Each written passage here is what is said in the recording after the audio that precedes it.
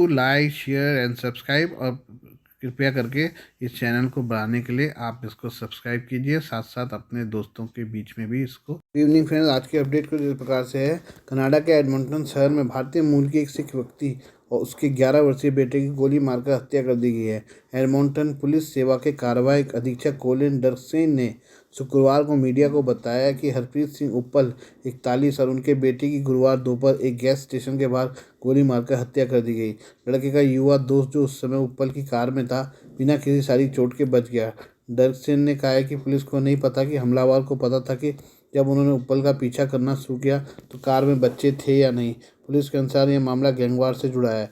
Edmonton general ने Dirksen के हवाले से कहा, लेकिन दुख की बात है कि जब शूटर या शूटरों को पता चला कि उनका बेटा वहाँ है तो उन्होंने जानबूझकर उसकी गोली मारकर हत्या कर दी।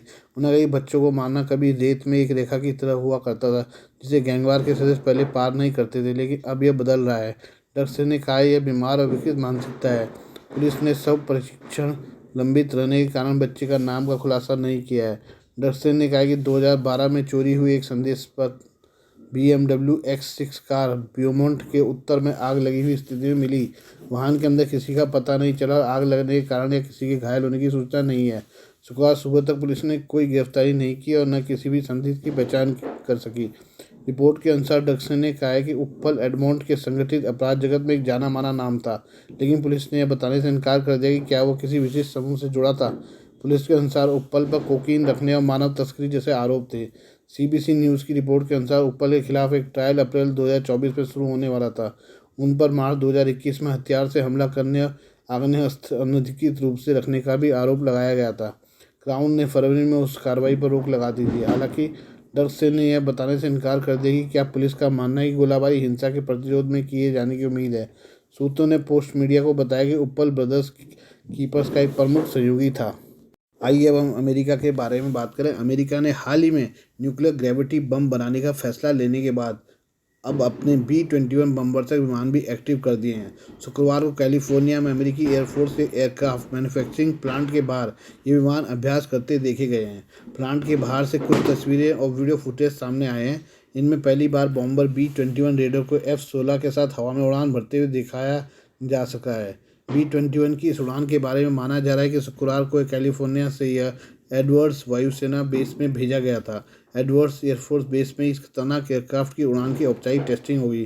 करीब $639 मिलियन कीमत वाले ये विमान बेहद आधुनिक तकनीक के हैं। इनको अमेरिका के भविष्य के कई हवाई परमाणु हथियार बेड़े की रीढ़ कहा जा रहा है। इनको बेहद कड़ी सुरक्षा वाले लक्ष्यों पर हमला करने और वहाँ से बच निकलने में सक्षम बनाते हुए डिज़ाइन किया गया है। रेडर को अमेरिका और उसके सहयोगियों के खिलाफ हमलों को रोकने के लिए डिज़ाइन किया गया था। इसके बहुप्रतीक्षित टेक ऑफ से चीन और रूस जैसे परमाणु सशस्त्र प्रतिद्वंदियों के खतरे से भी अमेरिका निपट सकता है। ऐसे में शुक्रवार को इन विमानों की उड़ान को रूसी राष्ट्रपति व्लादिमीर पुतिन और चीनी प्रेसिडेंट शी जिनपिंग के लिए एक चेतावनी की तरह भी देखा जा रहा है। अमेरिकी वायुसेना की प्रवक्ता एन स्टेफनेक ने शुक्रवार को बताया कि B-20 रेडर फिलहाल टेस्टिंग की स्टेज में है। यह अमेरिका के खिलाफ आक्रामकता और रणनीतिक हमलों को रोकने के लिए खास तरह से डिज़ाइन किया गया है। B-21 की स्पीड, आकार और ऑनबोर्ड सेंसर अत्यधिक वर्गीकृत है। B-20 की क्षमताओं के बारे में अधिक विवरण अब तेज़ी से सामने आ सकते हैं, क्योंकि अभी इसने अपनी उड़ान भरी है। रक्षा सचिव ऑस्टिन ने B-21 के बारे में पिछले साल कहा था कि यह खुफिया जानकारी जुटाने से लेकर युद्ध प्रबंधन तक कुछ भी संभाल सकता है। ये हम भारत और ताइवान के संबंधों के बारे में बातचीत करें। भारत और ताइवान के बीच नौकरियों को लेकर एक अहम समझौता होने जा रहा है। इस समझौते के तहत ताइवान में भारत के 1 लाख श्रमिकों को नौकरी मिलेगी। दरअसल ताइवान में बेरोजगारी दर न्यूनतम स्तर पर पहुंच गई है। उसे मैन्युफैक्चरिंग, स्वास्थ्य और कृषि क्षेत्र में बड़ी संख्या में श्रमिकों की जरूरत है, जो उसे अपने देश में नहीं मिल रहे हैं। ऐसे में उसने भारत की तरफ समझौते के हाथ बढ़ाए हैं। ताइवान और भारत के बीच ये समझौता जल्दी ही होने की उम्मीद है, जिसके बाद 1 लाख भारतीय नौकरी करने ताइवान जाएंगे। इजराइल ने भी हाल ही में 1 लाख भारतीयों की नौकरी का ऑफर दिया है। भारत और ताइवान के बीच ये समझौता आखिरी चरण में है। ब्लूमबर्ग की एक रिपोर्ट के मुताबिक अगले महीने भारत और ताइवान के बीच नौकरी को लेकर समझौता हो सकता है। उसके बाद ताइवान में नौकरी के लिए जाने की प्रक्रिया शुरू हो जाएगी। ताइवान ने भारत के कुशल श्रमिकों को अपने देश के श्रमिकों के बराबर वेतन और इंश्योरेंस जैसी सुविधाएं देने की भी पेशकश की है। भारतीयों को नौकरी देने के लिए ताइवान भारत के कई बड़े शहरों में जल्दी ही अपने ऑफिस भी खोल सकता है। ताइवान के एक्सपर्ट यहाँ भारतीय इंजीनियरों को इलेक्ट्रॉनिक्स मैन्युफैक्चरिंग की ट्रेनिंग भी देंगे। ताइवान अपनी आबादी की बढ़ती उम्र से परेशान है। अगले 2 साल में यानी 2025 तक ताइवान की 20% से ज़्यादा आबादी 80 साल की हो जाएगी। ताइवान के अलावा भी कई देश इसी समस्या से परेशान हैं। हाल ही में इसराइल ने भी 1 लाख भारतीयों को कंस्ट्रक्शन और नर्सिंग क्षेत्र में नौकरी देने की पेशकश की है। श्रमिकों की मोबिलिटी को लेकर भारत का जापान, ऑस्ट्रेलिया, फ्रांस समेत 13 देशों के साथ समझौता हो चुका है। इनमें से ज़्यादातर देश आबादी के बूढ़े होने की समस्या से परेशान है। भारत और ताइवान के बीच लगातार संबंधों में बेहतरी हो रही है।